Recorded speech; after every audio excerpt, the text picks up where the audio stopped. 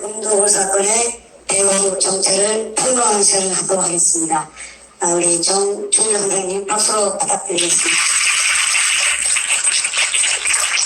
여러분, 뵙게 되어서 대단히 고맙습니다. 한국에는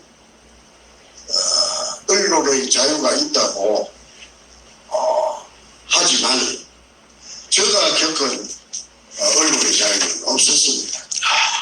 왜냐하면 2002년 3월 1일 제가 산더미 같은 금을 찾아냈음에도 불구하고 그 언론이 제 역할을 해줬다면 이런 사건이 이때까지 길게 연장되고 또 제가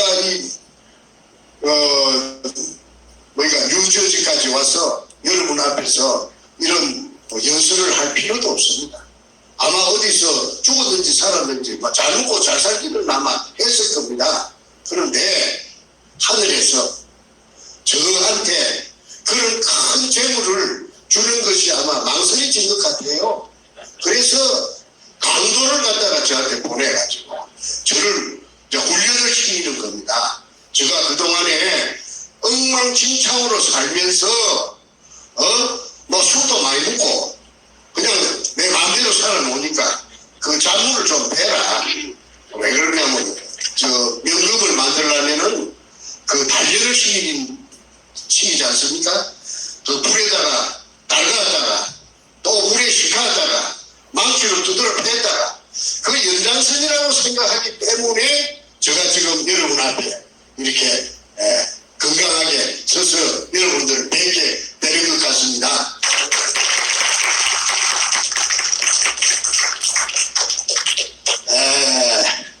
연장선상이라는 말을 제가 방금 드렸는데요.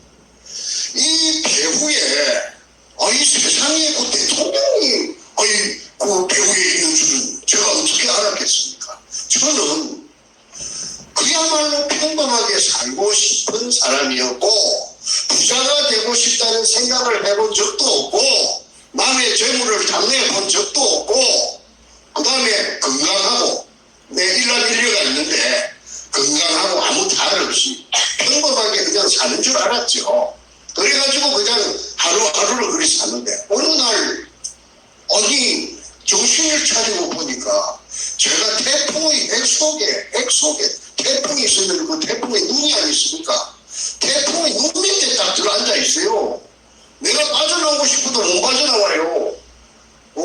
그래서 그게 지금까지도 태풍의 눈 속에 말려가지고 내 마음대로 내 의지대로 하고 싶은 대로 못하고 지금 뉴욕에 와서 여러분들을 뵙게 되는 것입니다.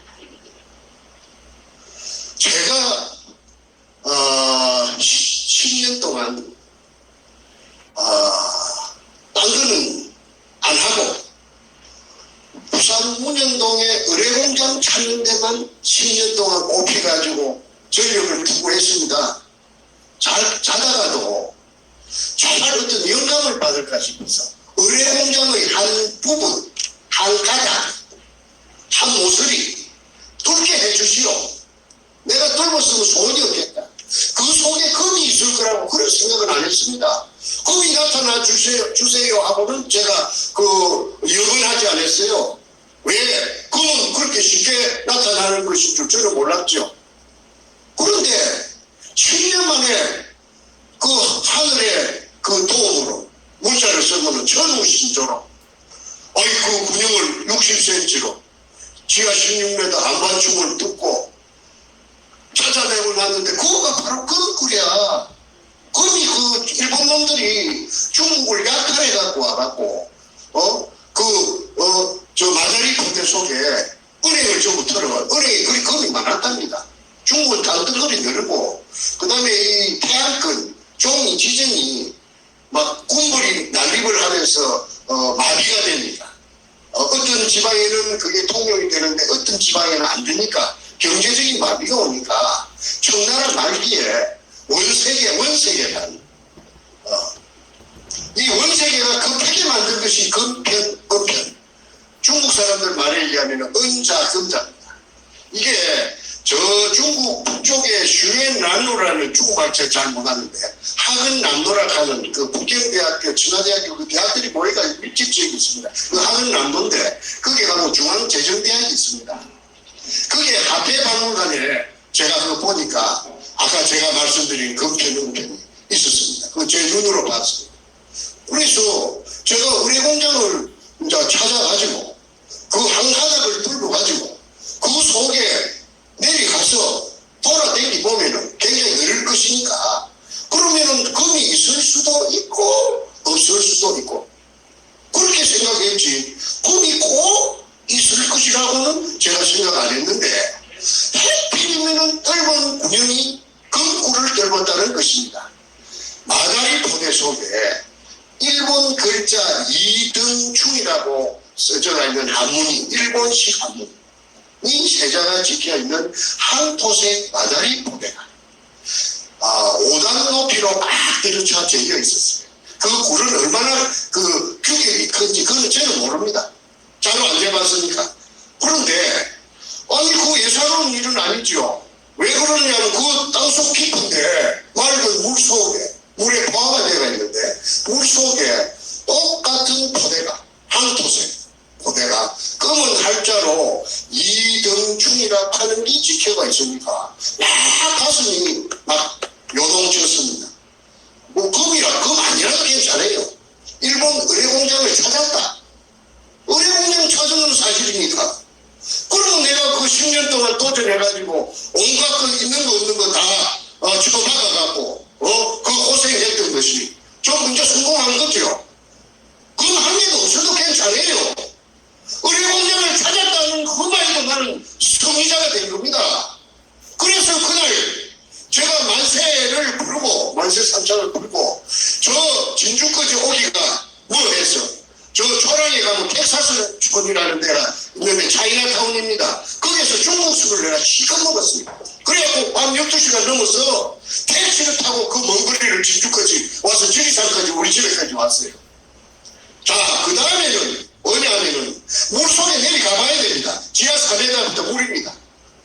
물속에 내가 내려가면 재간이 없어요. 그리고 물의 크기는 규격은 직경 60cm 밖에 안 됩니다. 그러면 뭐 덩치가 큰 사람은 못 내려갑니다. 중자가 내려가 중자. 그래서 다이버를 갖다가 하나 올려갖고 그걸 좀 내려가라고 다이버를 쎄고 쎘는데 하루다 이놈들이요 멀뚱멀뚱하게 내려간다 안 내려간다 말을 결정을 안 해줘요. 그래서 그 원인을 알고 보니까 내가 국민학교 선생님 출신이 되놓으니까 정직해갖고 의뢰공장이고 어쩌고 전부 다 말을 다 해버렸어요. 미리. 그러니까 이 자식들이 겁을 지고 그래 누구 왜 그 돈을 준다는데 왜 멀뚱멀뚱 하느냐 했더니 만약에 내가 그럼 의뢰공장을 선생님이 처음 찾았으니까 내려가면은 물속에 내려가면은 일본 애들이 교환하니까 짙은 같은 걸 난 사람이 들어올 줄 예측하고 그래갖고 내가 죽어버리면 선생님이 나를 그 보상해 줄 능력이 있는가요? 하고 내가 묻더라고. 아니 그런데 내가 해줄 능력이 없거든요. 그래서 이제 그러면 좋아. 그 보험회사가 생명보험회사가 많지 않아. 그 보험회사 알아보자 했더니 보험회사에서는 다이버는 원천적으로 그 상품이 없어요. 왜냐면 위험하다고. 이익이 안 되니까. 그래서 다이버를 구한다고 배를 많이 먹었습니다. 그런데 내가 아까 그 구멍을 뚫는 그 수직구를 뚫는 그 일을 수행한 거는 단 둘입니다. 매를 따라다니면서 온갖 심부름을 하던 김성태라는 50년생 그 삼척원놈이 경남 삼척원놈이 한 놈이 있는데 이놈이 그 엉큼하다 하는 걸 내가 알죠. 저 공처럼 무슨 짓을 그 저지를 수가 있는 자락하는 걸 내가 알아요. 왜? 사람을 상대해보면은 그 사람의 그 자주 만나보면 그거 다 나옵니다. 그런데 나로서는 그 아이를 갖다가 폐인시킬 수 있는 그런 여건이 못 됩니다. 선택권이 없어요. 왜? 운명적으로 그렇게 되었으니까. 그리고 그러나 그게 어디서 이게 저기서 돈을 갖다가 한 10배 준다고 해가지고 성공하면은 갔었어요. 그 돈이 있었기 때문에 그때까지 거기까지 온 겁니다. 그건 사실입니다. 그러니까 그런데 그게 거기 나타나고 나서 이놈 주변에 바로 똥파리 떼같이 막 따라붙었어요. 그래가지고 저한테 제안을 한 것이 독을 하자, 독을. 형님, 독을 허락해 주시오. 왜 허락해 달라고 하느냐. 내가 현직 초등학교 교사로서 대한민국에서 삼천교육대에 끌려갔던 사람은 내 혼자밖에 없어요. 왜 내가 삼천교육대에 끌려갔는가? 현직 교사로서. 내가 범죄자가 돼서 간 게 아니고 내가 오형제 중에 장남인데 내 셋째가 내하고 10살 차이 되는 셋째가 공부를 잘하는 그 참 착한 부산대학교 3대 경영학과 학생이 있었는데 얘가 79년도에 학생회장에 당선이 된 겁니다. 그러고 나서 국보회가 나타났죠. 전두환이 나타나고. 그러니까 부마 사태를 일으킨 주역이에요. 내 아까 동생, 셋째 동생. 걔가 부마 사태를 일으킨 이 부산 3대 세놈인데 그 중에 주동자가 이놈이에요. 이름은 내가 공개하겠습니다. 정인재라고. 정인재라고 하는 아이가 58년생인데 나이 그 셋째 동생입니다. 난 장남이고. 그러니까 어느 날 국보위에서 숙정자 명단이 내려왔다 이게 숙정이 잘라낸다 이 말이지. 그런데 내가 그게 포함되어 있다 이거예요. 그러니까 사표 내라 이거예요. 왜 내가 사표 못 내겠다. 왜 내가 죄지은 것도 없는데 왜 내가 동생이 그렇다고 해서 내가 형이 그걸 내가 내 직장이 없어서 내가 굶어 죽는데 내가 사표 써야 되느냐 했더니 난 버텼지요. 난 때리 죽인다 해도 난 무릎을 안 꿇는 성질입니다. 내 잘못이 없다 합니다. 내가 인정하는 것 같으면 선착순으로 내가 잘못했다고 내가 꿇어 빚지요. 내가 잘못한 게 없으니까 너가 마음대로 나중에 해라. 구우면 몰라면 구우고 삶으면 몰라면 삶으면 누구 마음대로 해라. 그랬더니 삼천교육대에 끌고 간 거예요. 그런데 내가 삼천교육대에 걸려가서 내가 1년 동안 강원도 듣지도 보지도 못한 비부장지대 안에서 1년에서 이틀 모자라는 363일을 살면서 온갖 말할 수 없는 해병대 특수훈련보다 더 구을 받았지. 그걸 받고 363일 만에 돌아오니까 사람이 달라졌어요. 겁나는 게 없어요. 아무한 배우야분도 겁이 안 나요. 누구하고든지 한번 붙고 싶어요. 왜? 내 실력을 내가 테스트 해보기 위해서. 그래서 우라가 쳐지는 걸 울분을 못 참으니까 저녁 되면은 일부러 싸움 준비를 해가지고 밖에 나갑니다. 시내에 나가서 어슬렁거리면서 내 상대가 있는 걸 찾아봅니다. 못된 게 있으면 옆에 가서 집지가 좀 보자 나오면은 바로 두 판석 해야 내가 직성이 바뀌었습니다. 그래가지고 살던 시절에 어느 날 기회가 찾아오더라고요. 그래서 책을 쓰는 내가 작가 되려고 아무도 생각 안 해봤습니다. 1시간도 생각 안 해봤습니다. 그런데 운명적으로 책을 쓰냈는데 그 책이 베스트셀러 1위가 돼가고 그냥 온 대한민국의 도래가 된 겁니다. 작업입니다. 그때는 전두환 시절입니다. 전두환으로 봐서는 무슨 말하자면은 방송이 진리지요. 방송이를 겨드랑이 밑에 코가 놓은 그런 격이 되어버렸죠. 그래서 일약 유명 인사가 된 겁니다. 정충재를 하면 어이구 정충재 그 작가의 일이 된 겁니다. 그래서 가정이 흔들흔들했어요. 저도 내보다 3년 후배인데 국민학교 선생님인데 내가 와그를 하면 내 자식을 내가 판단해 볼 적에 내가 좀 일본말로 아무나 좀 위험 인물이에요. 왜 그러냐면은 너무 술도 잘 안 얻어먹고 공짜로 얻어먹기 싫고 내가 냈으면 냈어. 그러니까 가만히 생각해 보니까 우리 결혼하면 애 생기들이 날 텐데 나무는 애 걔네들 고아원에 보내기 딱 좋거든 거야. 그렇다면 가정을 지키려면은 부부 교사를 해야 되겠다. 마누라가 선생님, 그래도 선생이 가장 그 남녀 차별이 없으니까, 그리고 신분이 보장되니까. 그래서 내가 그런 계산하에서 우선에 좋은 혼처가 뭐 들어 있었지만은 전부 다 꽃에 젖버리고 우리 마누라를 택한 것이 지금도 그때 선택을 잘 했다고 지금도 한 번도 내가 후회 안 해봤습니다. 그래갖고 그런 그게 있기 때문에 무모한 부산 보물 찾는 일에 끼인 거지요. 아니 그 전부 나를 도라이라 하고 보물 찾는다는 게 도라이. 그러나 그 사람의 자체가 누구든지 말든지 그런 생각도 안 하고 야 그 새끼 정신병자 있는가 봐 도라이네 그렇든지 말든지 나는 내가 스스로 판단하고 스스로 행동해 온 사람인데 내가 생각할 때 틀림없이 의료공장이 있는 거라. 박정희 대통령 이발사가 그거 하는 게 맞는 거라. 그런데 박정희 대통령 이발사한테 내가 돈을 갖다가 바쳤습니다. 그 사업이라고 하면 그 당시에 큰 돈입니다. 그것도 빚을 내라고. 내가 책을 써갖고 지리산에 별장이 하나 있었는데 그걸 담보로 해가지고 그래가지고 했는데 이 사람은 무식했어. 이 사람은 내가 주문한 게 돈을 떼면 주문을 할 거 아닙니까? 옵션을 걸었는데 근데 내리가 볼때 나를 속였더라고. 내가 동쪽으로 가라고 그랬는데 동쪽으로 안 가고 북쪽으로 갔어. 그러면 그거 안 나타나는 거거든.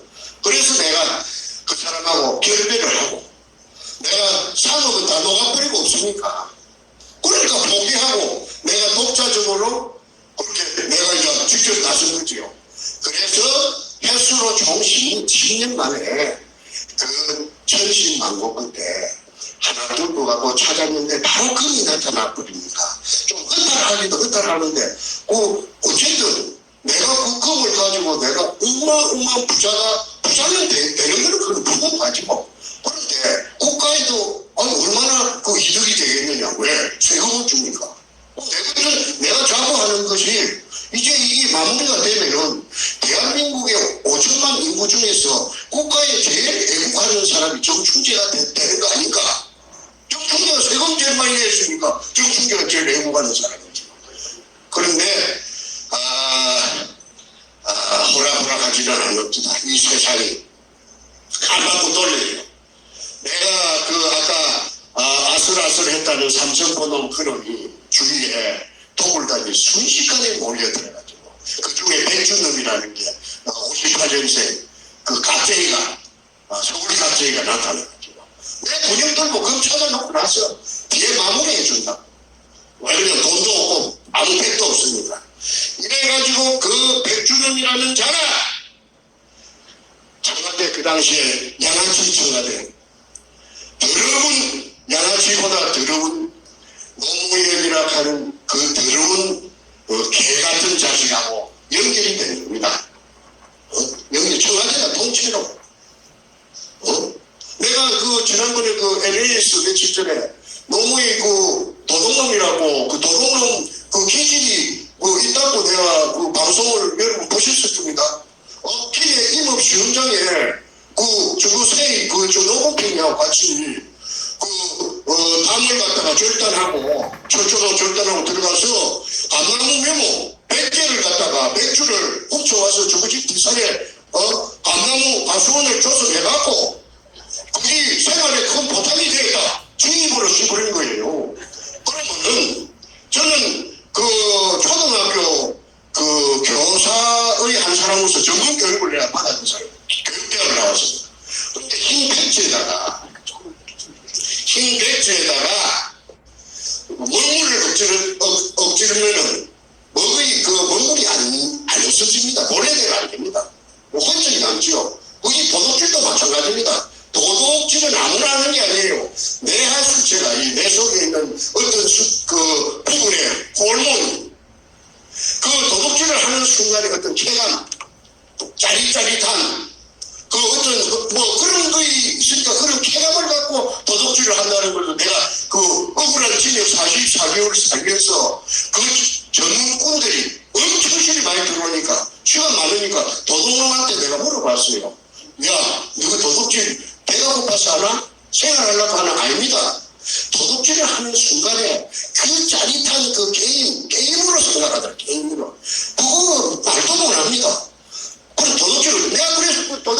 그걸 인터뷰를 했기 때문에 내가 잘 알아요. 그러면은 그 노무현이라고 하는 그 자식은 사법 10년 동안 고등학교 나가 좋아갖고 사법시험이 안 됐으면은 그 도둑놈 될 놈이에요. 응? 아니 너무 한 번만 훔쳤겠습니까? 지 입으로 너무 백주 훔쳐갖고 저기 집에 가서 매달았다 가는데 그걸 한 번 했겠어요? 그래서 변호사를 할 때 인권 변호사라고 하지만은 그 불쌍한 아주머니들이 수임료 60만원도 떼묻고 거기 뒷날로 와서 대학합시다 하고 60만원 돌려줘야 되거든. 그런데 그것도 일싹 닦아버리고 그런 비양심적이고 도덕적인 그 더러운 인성을 가진 놈인데 이놈의 새끼한테 내가 말이야 하도 그 구멍 뚫기 전에 지쳐가지고 이걸 만나갖고 내가 3번에 걸쳐서 만나갖고 남녀친문운동에 대해서 다 가르쳐줘 봅니다. 내가 이제 나는 할 힘이 없어. 당신이 청문회 스타일이니까 하면은 당신이 굉장할 거예요. 그 대신 나는 좀 성공하면 먹고 살도록 해주시오. 그래 했더니 이미 노하우가 전부 전수가 되거든요. 그런데 아까 말하던 백주명이라는 이자가 노무현한테 가서 청와대 노무현이 빚이 많았거든. 장수천이라고 하는 그 물공장을 차린다고 빚. 그 다음에 그 이자가 불어갖고 노무현 빚이 한 50억 되었답니다. 그 같은 정치인이 내한테 이야기를 해줍니다. 빚이라고 하는 거는 자다가도 새끼를 치고 밥 먹을 때도 새끼 치고 24시간 새끼 치는 게 빚입니다. 그 이자가 감당을 못해서 대통령 출마하기 전에 야 오늘 저녁에 자다가도 내라신 안 일어나면 좋겠다. 죽었으면 좋겠다 그 말이지. 그렇게 빚에 거들겠답니다. 그런데 이제 정충재가 지가 익히 알고 있는 정충재가 운현동에서 검을 찾았다고 백준엄이가 그렇게 내 졸개가 놀았고 내가 지금 추정하고 있느냐 하면 신낙균이라는 여자가 있어요. 민주당 최고위원을 했어요.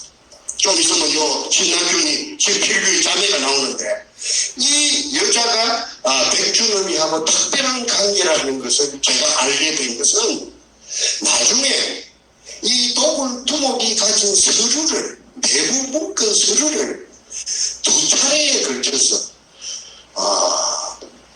한 가방에 2가방을 내가 빼냈습니다. 도덕적 땅을 뛰어넘어서 서류를 훔쳐온 게 아니고 작전을 짜가지고 제3자 투자자를 받으시를 보내갖고 그 작전을 짠 것이 2번 다 성공을 해갖고 2차례 일기장까지 제 404쪽짜리 A4 용지 일기장까지 제가 갖고 있습니다. 지금 여기 뉴욕에 뉴저지 갖고 왔습니다. 일기장에 그거 보면은 정치인들 망나게 갖고 있습니다. 조급해 도와준 사람. 그 다음에 저하고 연결돼. 그 중에 제일 가까운 게 아까 낙균이라고 하는 그 경기도 남양주에 그 국회의원하고 여자 장관도 매칭하고 하는 그 여자가 그 뒤를 봐준다는 걸 내가 알게 되었지요. 그래서 나중에는 그 여자가 민주당 최고위원까지 합니다. 자, 어쨌든, 서론을 마무리 짓겠습니다. 2002년 3월 1일 날, 부산시 남구 운현동 1219-1번지에, 우리 할아버지 땅도 아니고, 우리 아버지 땅도 아닌데, 그 땅 5평을 빌려가지고, 토지 주인한테. 그래서, 군영팔 돈이 없어서, 그것도 애사로 보물이 나오면은 50억 주겠다. 아니 50억 주려고 하면은 보물이 나오면은 50억이나 100억이나 100억 주시오. 50억 100번하는 말도 있지 않소. 그래서 그러면 그 말 듣고 본 게 애사이라고 소도자가 묻는다 하는데 우리 하자. 그래가지고 100억을 갖고 계약을 한 계약서도 갖고 있습니다. 그 업자가 수산중공업 전의 회장 박주탁이라는 서울 상대 나오는 고등학교는 경남고등학교 나왔습니다. 부산에 남의 창선 조동인데 이놈이 송파구 광동에 수산중공업을 차려가지고 어마어마하게 돈을 잘 벌이다가 재벌 되려고 하다가 쫄딱 망해갖고 6천억 부도가 났어요. 아시다시피 한국에 6천억 부도가 났다면은 그거는 인생 종친 겁니다. 무엇을 해갖고 그 살아날 겁니까?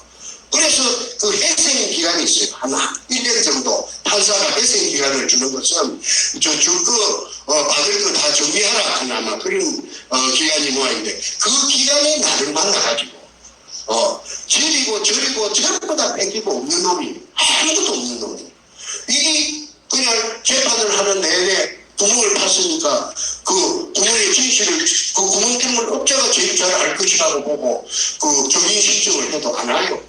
그 판사가 하는 말이 송달이 안 된다 하더라고. 행방불명이 돼서. 이제 중국으로 도망을 간 거예요. 중국에 왜 도망갔느냐면 인터폴이 그 형사 공조 체제가 중국하고 그 당시 안 됐습니다. 그래서 중국에 다 도망갈 길하고 다 반가워갖고 있다가 중국말을 빼앗가지고 저 학원에 다니면서 오랫동안 준비를 했죠.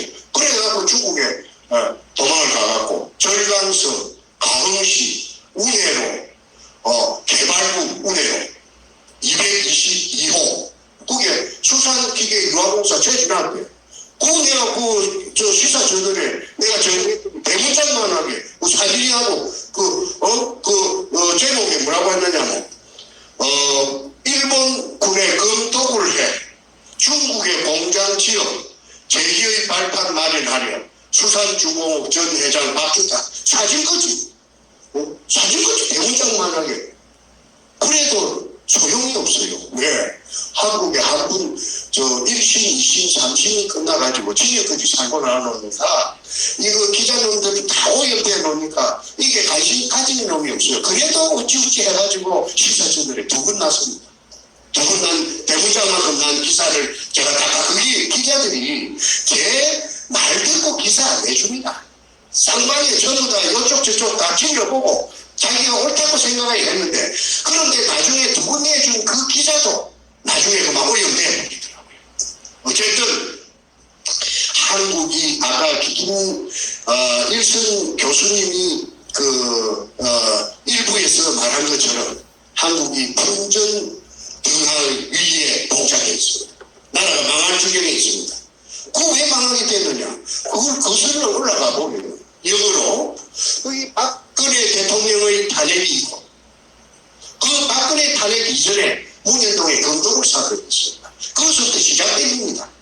그래서 어마어마한 분재를 저질렀고 그 다음에 그 고봉이 부하가 오야무 노무현을 살해를 했다고 내가 서울에서 저 대표팀에서 얼마나 그렇게 또함을 질러갖고 저 세상에 공개를 했습니다. 그러면은 그 문재인이라는 그 인간은 상발 따라지는 그거는 살인범입니다. 살인범. 그런데도 살인범 아닌 걸 살인범이라고 하고 금도둑놈 아닌 걸 금도둑놈이라 했다 하면 나만 알겠습니까? 내가 한국을 빠져나올 수가 있었겠습니까? 내가 구심도 모르고 내가 작살나버렸지요. 그런데 김일성 교수께서 젊은 분이 미국 교포가 돼서 그러는지 간이 배밖에 나왔는지 어쨌든 정충지하고 매치가 돼갖고 이게 지난 6월 1일자로 바로 직격탄을 돌직구를 시체에 쌓아제치도 반응이 없어요. 맞다 틀리다 반응이 없어요. 그런데 대한민국에는요 이 유튜브가 한 10몇 번 나가면 알바는 사람 다 압니다. 다 압니다. 그거 맞네. 문현동 검도를 그거는 내가 인정하겠다. 가짜 뉴스라고 문재인이가 시부리고 다니는데 그 전부 그런 새끼 찌질놈이네. 그래서 지금 이게 문현동에 이게 저 검도굴이 실상이 이제 점점 눈앞에 부각이 되고 있습니다. 그런데 저놈이 얼마나 능청스러운 놈인지 뭐라 하느냐 하면은 한 가지만 내가 소개할게요. 대학생들하고 무슨 밤에 대학에 자는 밤에 저것이 마이크 들고 뭐라 하느냐 하면 여러분 양산 제가 사는 집에 금이 200톤이 묻혀 있다고 그런 뉴스가 돌아다닙니다. 여러분 금 200톤 있으면 참 좋겠죠? 그걸 가지고 저 언니들 일자리를 만들어주면 얼마나 좋겠어요. 아니, 그러니까 눈 뜨고 코베어 간다는 그 말이 아니십니까? 그러니 코베어 가는 놈보다 더 깝쟁이에요. 무서운 놈이에요. 그런 새끼 문안 찾아보세요. 옆에서 살아보면은 해부리는 거지. 좀 티 나왔어요. 전형적인 그 도둑놈상이에요. 그래서 이 문현동에 금도굴이 정체가 전부 다 낱낱이 공개가 돼서 나타나면은 저거는 한반도가 생기고 난 이래의 가장 큰 도둑놈이 됩니다. 노무현이 물론이고 문재인이 물론이고.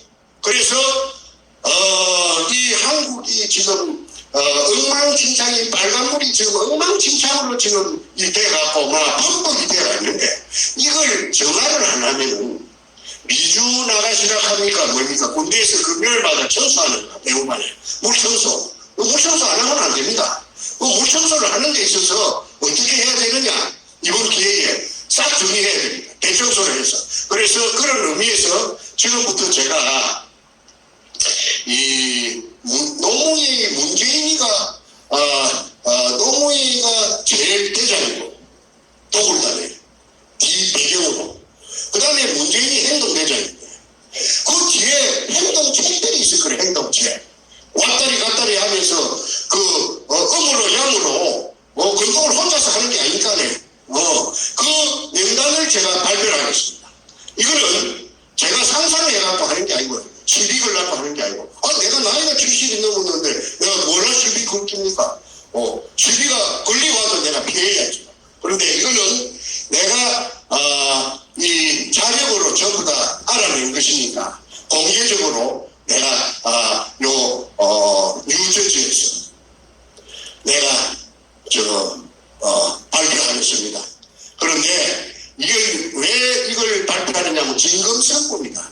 내가 안 죽으면 너가 죽는다. 근데 누구는 6월 1일부터 죽은 거지. 14차례 대피 기구에 나가도 지금 잭소리도 없지 않느냐. 그거는 맞다 틀리다 말 못합니다.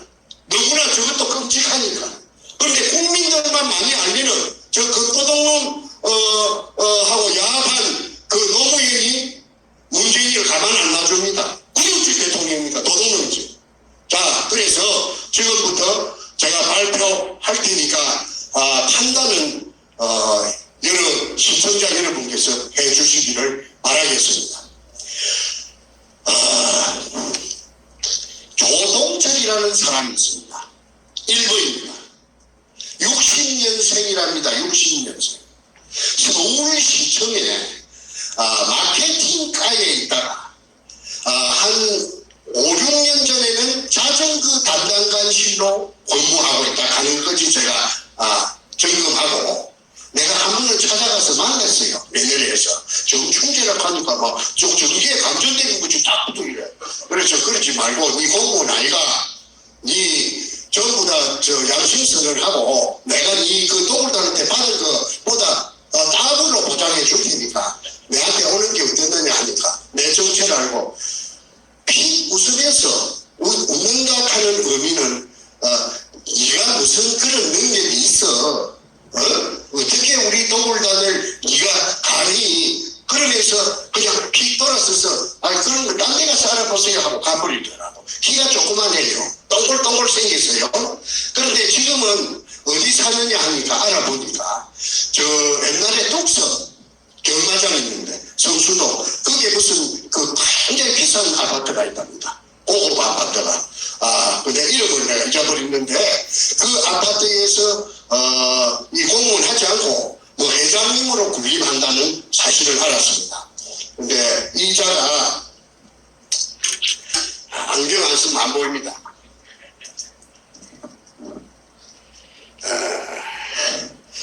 유급 공무원이 2002년 5월 당시에 두목 백준업에게 3억을 투자하고 1%를 배당받은 서류가 제한되어 있습니다.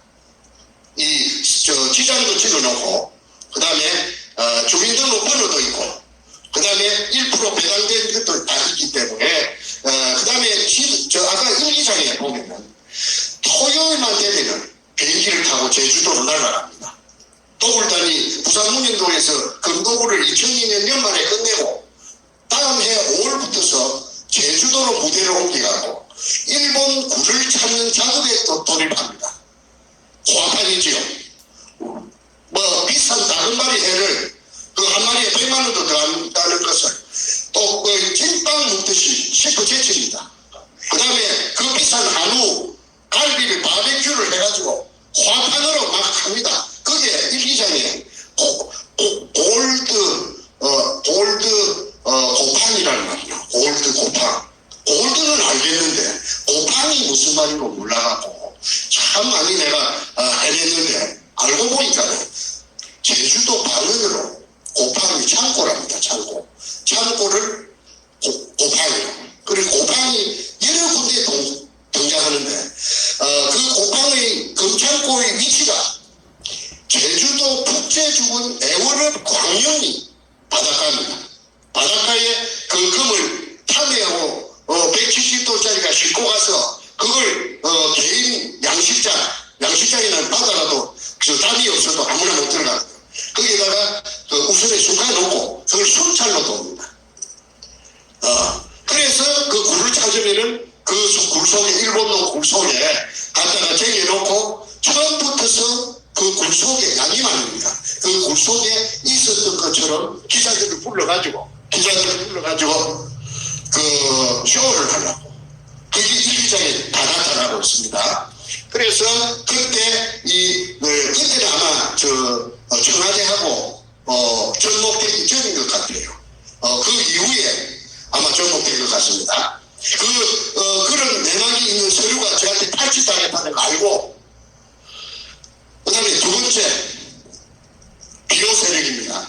김민수, 48년생, 1948년생, 전라도 광주 사람입니다. 광주.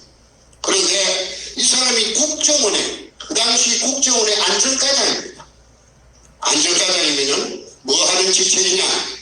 내가 알아보니까 건물이라든지 가옥이라든지 땅이라든지 시설, 차량, 그런 국정원에서 쓰는 모든 그런 시설이나 그 장비를 관리하는 그 부서가 안전사람이다. 그런데 왜 이 사람이 노출되느냐? 저 강남 구청 근처에 가까운 곳에 해필이면 제목도 터널이라 하는 고급 룸사롱이 있는데 그 룸사롱에 김민수하고 자기 부하 둘이하고 이렇게 세 사람, 국정원에 찍은 세 사람하고 백주름이하고 사흘들이 만나서 술로 먹는데 거기에서 대화 내용이 전부 금에 대해서 처음부터 끝까지 금에 대해서 이야기를 하고 백주름이 말은 이 도자기 백주름이가 한 번은 오동나무 상자에다가 도자기를 2점, 3점씩 한 사람한테 주더라니까. 한 점씩 구웠어. 그런데 그 도자기가 청나라 도자기다 이거지. 그래서 알아보니까 의사동에 가서 알아보니까 청나라 도자기가 보물 중에 제일 보물이랍니다. 한 점에 최하 몇십억 줘야 산답니다. 그러면 그 몇십억짜리 그 청나라 도자기가 어디서 백주름이 한테 있었던가, 어디서 났는가, 저 중국 가서 사가 왔는가, 그거는 여러분들이 판단하십니다. 그래서 그거는 누구한테 들었느냐 하면은 술집 주인 터널 사장 한진숙이라는 미모 여자가 있었어요. 그 여자한테 제가 직접 들었습니다. 그리고 이 내용이 그 여자하고 전화하는 내용을 녹취한 녹취록이 저한테 있습니다. 그래서 이게 입증이 됩니다. 그래서 김민수라는 자가 두목 백주름이를 국정원에 운영하는 안가에 보호해줬다. 지가 그래 보호해준다고 지가 자랑하더랍니다. 저 술집에서. 그래 하면서 이 뒤에 허리춤 뒤에 이게 무슨 전화기 같은 걸 차고 있는데 이게 뭐냐 하니까 위치 추적기랍니다. 위치 추적기. 와 그러면 내한테 한번 혼이 나거든. 내한테 뒤집으로 두드려 맞은 적이 있거든. 죽이려고 내가 그냥 뭐 이런 말은 저 시청자들이 많은데 하는데 내가 솔직히 이야기합니다. 그만 전기톱이 있으면은 그만 잘라버리면 싶어요.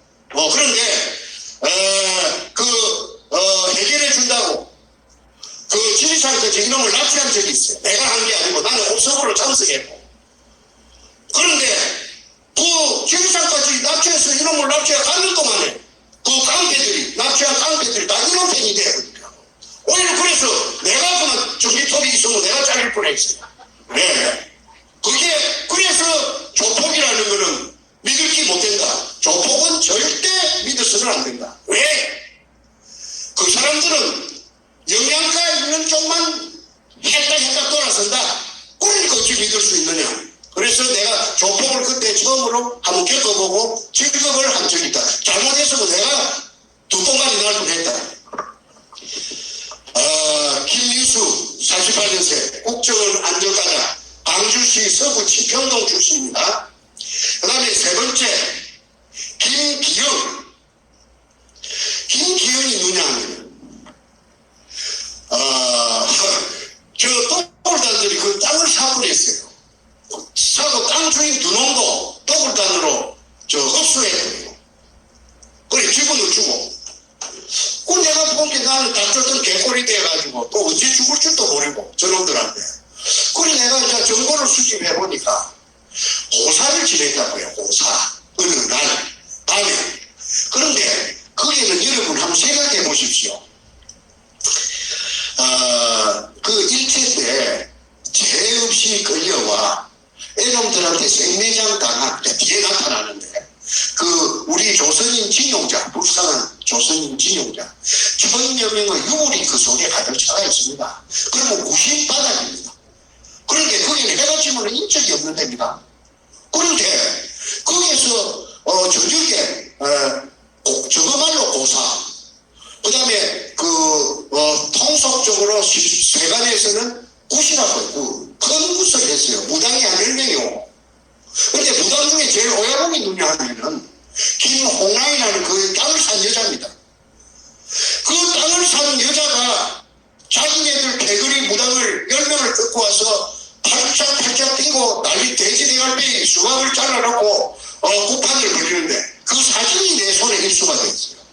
그 아까 서류를 2번에 걸쳐서 내가 탈취했다고 했죠. 그 속에 별별 사진이 들었어요. 그런데 그 속에 사진이 고사진에는 사진이 들었어요. 그런데 여자가 아주 고급 옷을 입고 딱 양반을 대고 그 앞에 앉아 있습니다. 그래서 그 여자가 누군가 알아봤더니 그 여자가 아까 말하는 신낙균의 친자매 필균이라 경기도 남양주 독일에서 박사랍니다. 그리고 48년생이고 그 다음에 전룩발이고 그 사진 다 지금 우리 김 교수가 찾아가고 다 올렸습니다. 그런데 이 신필규가 신낙균이 자매가 아까 신낙균이 언니는 말했고 이 굉장히 깊게 개입되어 있어요. 이게 김대중 시절에 청와대 여성 담당 비서관이거든. 이 전룩발이 이게 그런데 그 여자를 간보해갖고 내려온 자가 그 여자 혼자서 그 무서운데 못 내리니까 간보해갖고 내려온 자가 신사복을 입고 왔는데 제가 접어서 할 수 없습니다. 그것도 좀 벗읍시다. 예.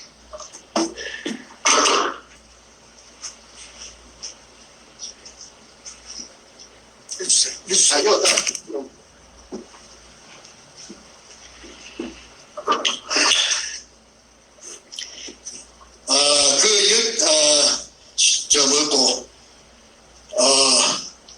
그 한보해갖고 내려온 자가 놈자자니까 놈이라 하겠습니다. 놈이 뭐냐면은 김기영이 서울경찰청 차장이라 해요. 차장이면은 큰 말동 2개라 3개가 청장이고 서울경찰청 2개가 차장이야. 그런데 이 서울경찰청 차장이 아까 신필규이라 하는 이 청와대 여성 담당 보좌관하고 2인 1조가 돼서 고사 지내는데 그게 사진이 찍혔단 말이지. 그래서 그걸 물어보니까 어째서 내가 내한테 이제 그걸 정보를 고자질한 놈이 고자질은 좀 뭐하고 고자질은 정정하고 내한테 알려준 놈이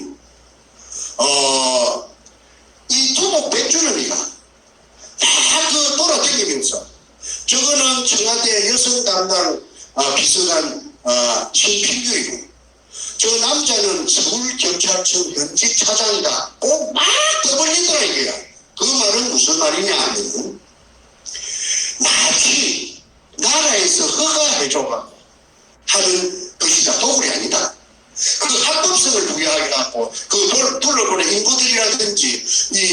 국영꾼들한테 우리는 나쁜 짓이 아니고 청와대에서 사람을 보냈다 하고 경찰청에 차장이 내려왔다고 하니까 우리는 아무 하자가 없는 작업을 하고 있다는 것을 아마 PR하기 위해서 그리 한 것 같다. 그 다음에 이제 재밌는 사람이 등장합니다. 이상읍이라는 자가 등장을 해요. 이상읍이. 우리 이상읍이 내 누구고 몰라갖고 한참 헤맸는데 누가 알아봐 주느냐 하면은 문재인의 절친. 문재인이가 경남고등학교 나오고 경희대학을 나오고 그 다음에 경남고등학교 땡길 때부터 절친이고 성균관대학을 나와갖고 연합통신에 기자로 들어간 조양일이라는 자가 있는데 이 조양일이가 이 문현동 금속을 사건을 해결해 준다고 한 2년 정도 돈도 많이 쓰고 그 다음에 내가 돈이 없으니까 돈도 많이 쓰고 사람이 만나면 돈 쓰는 거 아닙니까? 술 먹어야지, 커피 먹어야지, 밥 먹어야지. 그런데 이 작전도 아까 서류가 내 손에 통째로 큰 여행용 바퀴 달린 가방에 하면서 내한테 오게 된 그 작전을 얘가 했어, 얘가. 아까 방금 말하는 조양입니다. 그때 조양일이 정도 되면 연합통신의 지방국장이라고 하는 거. 전국 지방에 자기 기자들이 달려가 있습니다. 오야부이다 이 말이지. 지방국장이면 세요. 그러니까 무슨 정보 같은 걸 하나 알락하면은 보통 사람들이 알아내는 게 불가능하면은 야는 전화만 들으면 다 알아내요. 이 아까 조양일이라는 자가 문재인이 절친이에요. 그런데 내가 베푸는 힘을 이 조양일한테 주기로 공정을 해주고 그 속에는 문재인이 목도 5%가 있었어요. 문재인이 목도 있다가 그때는 내가 청와대가 그렇게 깊이 개입된 줄 모르고 그런데 그래서 한 2년 정도 이 조양일이가 동분서주하고 설쳤습니다. 조양일이의 별명은 뭐냐 하면은 연탄입니다. 연탄. 왜? 본래 태생이 껌따고 피부가 껌따고 기자들 사이에서 부리는 게 연탄으로 불렀고 저거 친가는 경남 하동이고 저거 애가는 경남남이라고 합니다. 그 다음에 연합통신에서 두산 나온 국어사전 통째로 내가 글쓰는 작가니까 내가 사전이 어쩌고 저쩌고 하니까 통째로 저거 해석을 나한테 갖다 준 적도 있어요. 그리고 조양일이하고 문재인이하고 동기인데 그 옆에 저거 동기들 이름도 내가 한 100개 알아갖고 수첩에다가 해놨어요. 왜 그러나 입증하려면 청문회가 열리면은 내가 입증해야 되지. 그래 시끄러운 말 한 적이 없다고 하더라 닭발 오리발 해도 내가 딴 이야기를 해갖고 입증을 해줘야 되기 때문에. 그런데 나중에 조양일 이야기는 나중에 또 나옵니다. 그래서 이상읍이라는 자를 조양일이가 대책 알아냈어요. 누구냐 하니까 국정원의 2차장이라. 국정원의 2차장이면 국내 담당이라. 제일 1차장, 2차장, 3차장, 북한 담당, 국제 담당, 보다 국내 담당 이게 노른자락 하대, 제일 세다 하대. 그러면은 이상읍이 국정원 2차장이다. 그러면 그 앞전에 뭐였나 하니까 서울경찰청이 아니고 금안경찰청, 서대문, 미근동, 본부, 그게 2차장 했다 하대. 2차장이면 큰말동 3개라. 큰말동 3개 하다가 졸지에 어느 날 2002년 아마 5월인가 6월로 제가 봅니다. 졸지에 국정원 2차장으로 발탁돼가지고 했다. 그럼 이상읍이 뒤에 이제 세월이 흐르고 난 뒤에 맡아보니까 조합을 해보니까 이 사람이 금도구를 진두지휘한 사람으로 저는 보고 있습니다. 그런데 이 사람이 누구냐 더 깊이 들어가니까 노무현의 청와대 비서실장 전반기 비서실장이 문희상이라는 자가 있는데 의정부 출신입니다. 의정부 지금 국회의장이 됐죠. 얼마 전에 며칠 안 되십니다. 국회의장. 이 국회의장하고 전남남매가 이렇게 이상읍이 새끼하고 문희상이 개들하고, 국회들하고, 그래가지고, 저 문희상이의 여동생이 이상업이 같이다, 이 말입니다. 이상업이는 48년생이고. 문희상인가, 이 새끼는 그보다 한두 살 위에. 그런데, 이거는 뭐 할 말이 아닌데, 내가 더 이해가 편리하도록 한 말씀 할게요. 이 이상업이라는 경찰 고위 나으님께서 도둑물건 문현동의 금도둑 장물을, 세금도 안 준 장물을, 발견자를 감옥으로 보내놓고, 감옥에 처박아 놓고, 그걸 확실히 뽑아내가지고, 어디 숨고, 어디 죽고, 진주치기에 홍콩으로 200돈 싣고 와서 팔아갖고 돈 만들고, 그런데, 이상업의 큰딸이 미스 코리아 진이라, 미국에서 대학을 다닌다고 그래. 인물이 절세 아인이라고 그래. 이한이. 이한이 애비, 도둑놈 애비가 이상업이라. 그러면 말 다 했지, 뭐. 그런데 사실이니까 나는, 해명하라 이거야. 답은 어떤지. 그 다음에, 한명숙이라는 여자가 있어요. 국무총리했죠? 이 여자의 남편이 성공회 대학교 교수를 하다가 감옥살이 사상범으로 엄청시리 오래 살았어요. 그러니까 쉽게 말해 벨레이다 이 말입니다. 예. 그런데 문재인이가 그랬죠.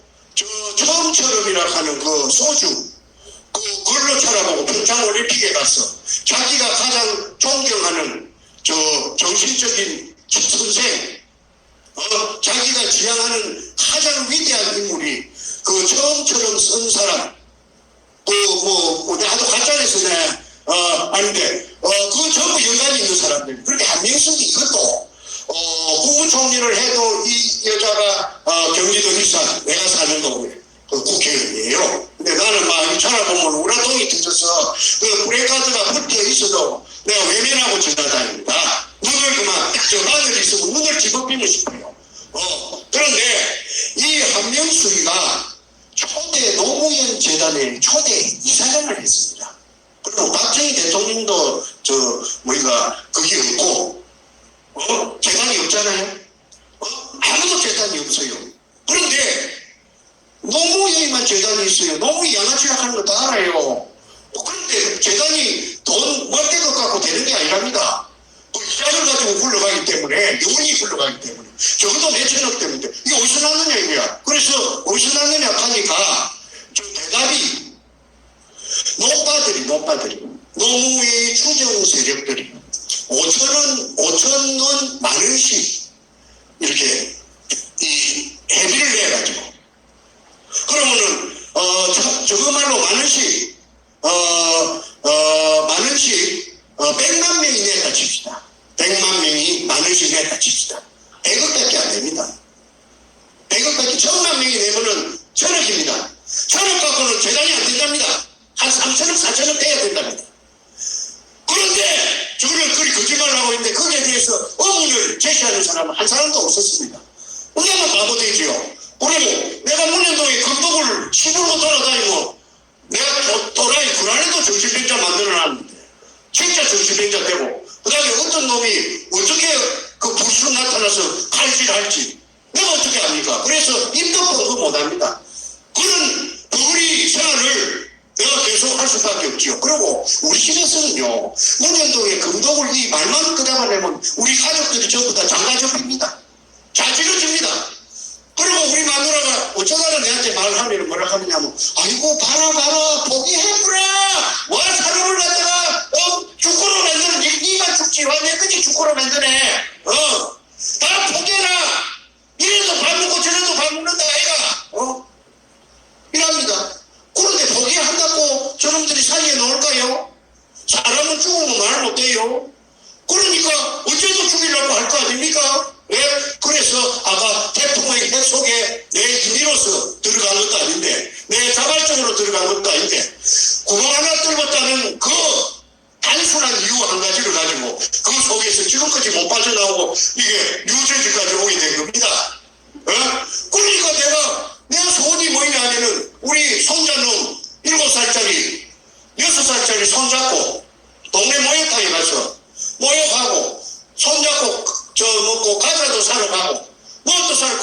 좋은데 그거 못하잖아요. 못했잖아요.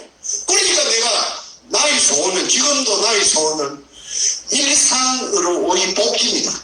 간단합니다. 평범한 사람들 속에 묻혀서 그냥 보편타당하게 아무 옷이나 입고 막걸리집에도 가고 식당에 가서 돼지국밥도 사 먹고 내 만나고 싶은 친구도 만나고 마음대로 쏘다니는 중인데 저 도둑놈들이 도둑질을 저가 다 해먹고 그러면 저가 다 챙겨놓고 내 생명까지 죽은 식물인간으로 만들어놨다는 것입니다. 식물인간으로. 그러니까 우리 가족들은요 아까 자지러지는 거예요. 그냥 살살해져버려요. 즐겁게 가족 회식을 식사를 하다가도 문현동 말이 나오면은 전부 다 좀 냉동인간처럼 굳어버려요. 동작 그만해가 굳어버려요. 그리고 우리 아이는 무심하다 45인데 그냥 그때부터 색깔이 얼굴 색깔이 이상해져요. 야 이거 16년 동안 이걸 겪고 내가 사는 거는 죽은 거나 사는 거나 식물인간이라고 그래서 식물인간이라고 합니까? 경제 활동을 할 수 있습니까? 그래서 내가 지금까지 그래도 지금 견디고 살 수 있는 거는 우리 집 애들이 돈을 잘 부리니까. 그렇게 잘 부리는 걸 모르겠는데 내한테 아버지 너무 그 어두뭉지 마 있어요. 어두뭉 아버지 기상이 센데 기질이 센데 약을 주십니다. 아버지가 돼 있어 하고 내한테 직접 돈을 주고는 내가 위축될 가서 내 통장에 돈을 꽂아줘요. 그러면 겨우 내가 삽니다. 내가 돈 많이 쓸 일도 없고 그래서 지금까지 살았습니다. 우리 마누라는 내한테 돈 이런 짜리 한 장 안 줍니다. 와 주라 쓸까 싶어 불불 떨지요. 하도 앞전에 많이 뜯기 놓으니까는. 자, 그 다음 진행하겠습니다. 이상업이라는 이 자는 아까 금도골에 대해서 핵심 프레임이다. 노무현과 이해찬, 그 다음에 한명수 이 사람들은 찹쌀모찌 궁합으로 항상 아삼육이 돼갖고 일사천리로 굴러왔다. 그래서 문현동 금도굴 사건이 들통이 나면은 이것들은 공동 운명체다. 국민의 이름으로 국고에 한수할 때는 한수하고 정리를 해야 된다. 그 다음에 문희재라는 자가 있습니다. 7번째 문희재. 이게 누구냐면 문희상이 아까 비서실장 지금 국회의장 도둑놈 국회의장 의정부 출신 요놈의 친동생입니다. 이것도 48년생이에요. 이 48년생인데 이걸 어디서 내가 알았느냐 하면 문희재라 하면 이거 재산제자입니다. 내가 나를 죽이라 하니까 한국에서 어떤 국회의원을 두 분하고 그 다음에 전국의 지명도를 가지고 있는 굉장한 사람이 우리 후배가 있는데 고향에 야가 이명박 시절에 한잔 했어요. 그래서 형님 내가 이명박이하고 같은 고려대학교 고소형인데 내가 어쨌든 이거 해결할게요. 내가 해결합니다. 나를 믿으시오. 하더니 이 전화를 아마 대통령이 직접 이명박이 갖고 있는 게 아니고 전화토리가 있는 모양이다.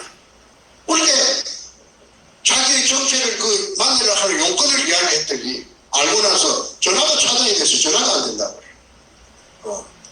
그러고 나서 어느 날 생략하고 시간이 많이 가니까 뭐라 하느냐 하면 내보고 형님 생명이 하나밖에 없는데 형님 조심하이소.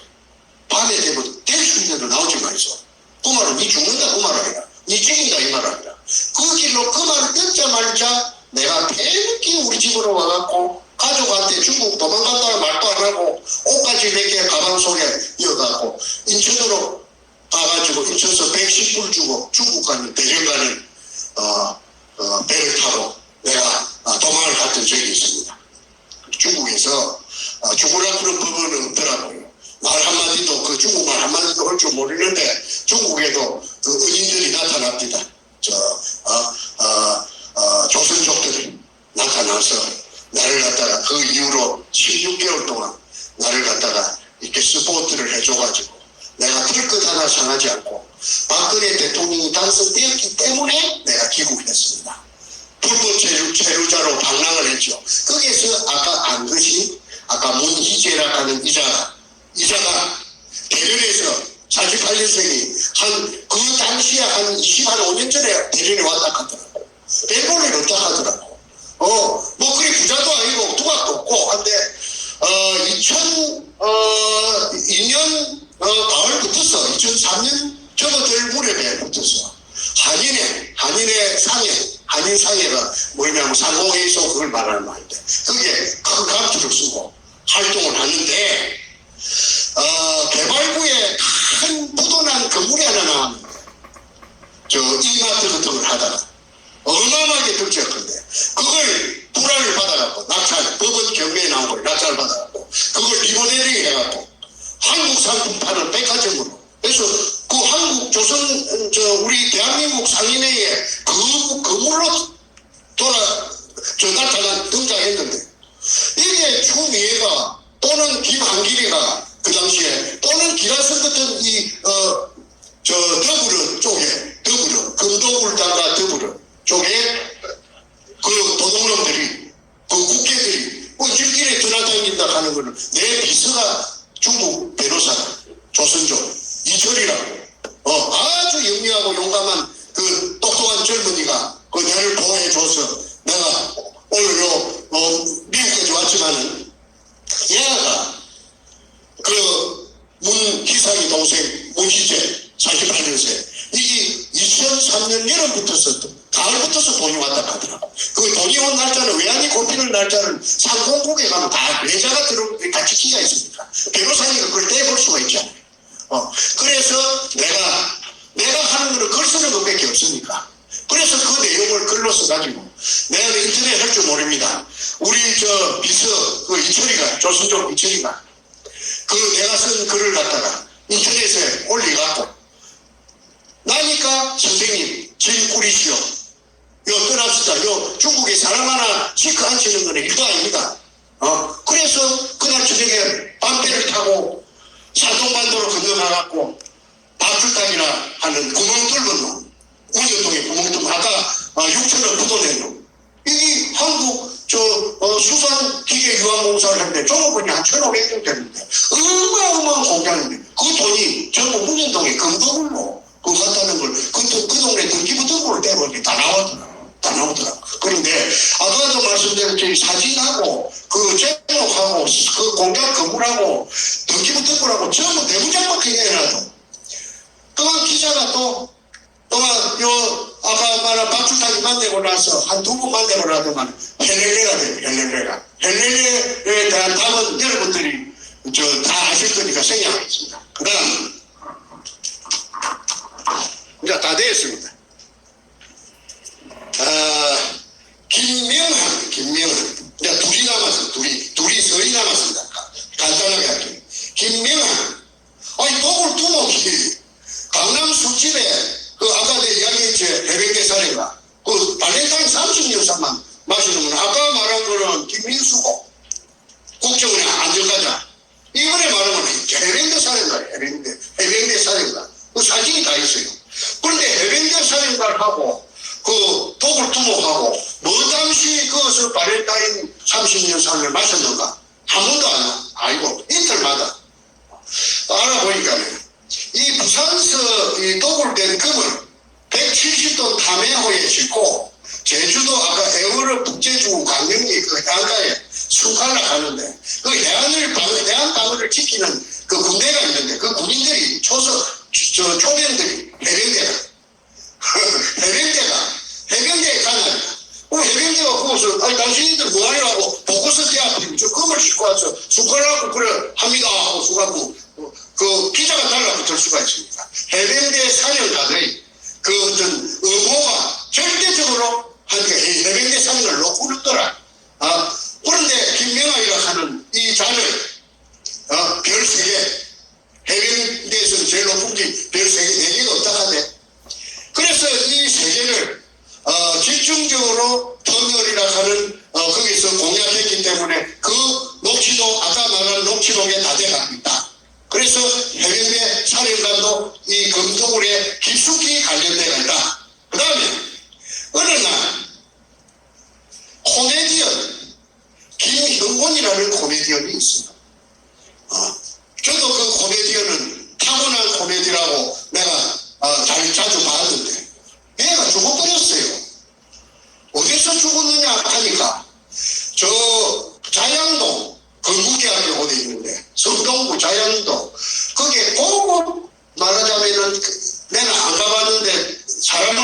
보니까 어마어마한 고급 스파가 있답니다. 스파도 모욕도 하고 그다음에 보디빌딩도 하고 뭐 별거 다 하는 모양인데 거기 센터가 지금 큰데 그게 김영골이가 모욕하다가 심장마비로 죽어비고 나서 연예계에 그 스파가 누구 거냐 하고 막 인구에 회자됐던 적이 있답니다.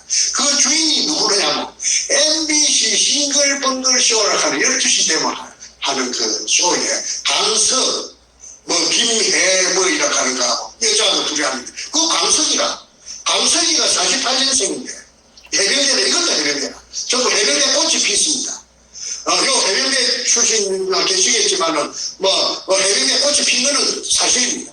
그래서 이 강석이가 총각이었답니다. 48년생인데 그럼 할배 총각이다.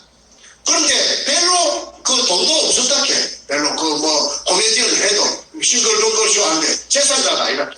그런데 김해보이 죽고 나서 그 자양동의 그 서파 그 주인이 그 강석이라고 하니까 사람들이 전부 다 막 했다 비비지는 겁니다. 어이구 언제 저리 돈을 버리네. 그래서 연예인들 사이에 굉장히 인구에 회자되고 그래도 화제거리가 됐다. 그래서 강석이 야만 조지도 이 새끼야 너 돈 어디서 났어?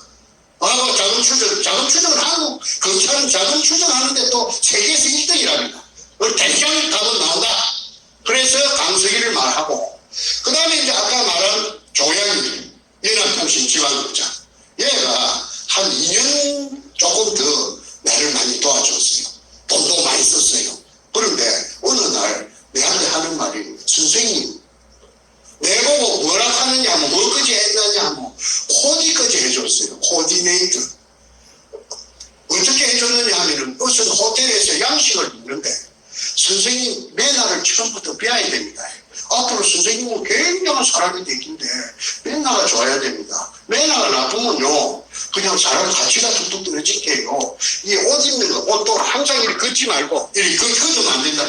단추 딱 빼갖고 그다음에 힘도 탁 해갖고 이러고 단전하고 칼질 하는 거 뭐 이런 걸 해야 돼. 교육을 내가 받은 그 기억이 납니다. 그렇게 세팅을 내한테 내가 나는 뭐이가 막 우락부락하이 막 둥글둥글하이 막 우둘투둘하이 사는 사람인데 그걸 내가 처음부터 고쳐야 된다. 그래서 세팅을 자연스럽게 했는데 야가 어느 날 2년 반 정도 지냈을 때 내한테 하는 말이 선생님 하나 양해를 해줄 게 있습니다. 무엇이 이 문인동 사건에서 저 발 빼야 되겠습니다. 아니 네가 돈을 얼마나 많이 썼는데 발을 뺀단 말이고 뭔 말이고 하니까 아니 내 친구를 내가 죽일 수가 있겠습니까? 내 친구 이거 사실입니다. 정문에 열리면 전부 대지할 텐데 내가 이어서 말 그 소리 하면은 이거 전부 녹음이 되어 있게 내가 또 비방을 쓰고 큰일 납니다. 그러니까 나는 책임 못 질 소리 안 하고 선생님 저 발 빼야 되겠죠. 아니 네가 한 게 여기 10%고 웃자고 이거 10%가 문제입니다. 내 친구가 너무 깊이 갈릴 때가 있는데 알았는데 내 친구를 내가 죽일 수 있습니까? 하면서 야야 부인들이 아이고 나를 갑니다 하고 저 회사 앞에 한국일보 옛날에 저 한국일보 밑에 그 일본 대사관 골목 그 앞에 우리가 만나는 술집이 있어요. 거기에서 꽁무니를 패는 게 엊그제 같은데 중국에서 내가 한때 박근혜 대통령 대통령 선거할 적에 문재인 쪽에 캠프에 지지본부장을 한다 그래. 이 조양일이다. 그래서 조양일이라는 아이가 별명은 연탄이다. 기자들끼리.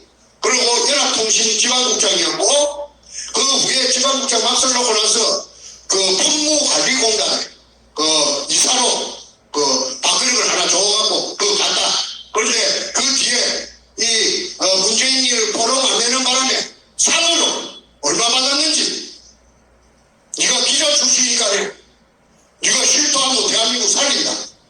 조양이 여기 뉴저지야. 너 본다면은 대한민국 살리자. 너 새끼도 살고 너 손자도 살 나라 아닌가? 내가 오늘 간곡하게 너한테 이야기한다. 나 정충재야 정충재. 더 이상 내 입에서 너를 박살내는 쪼가리내는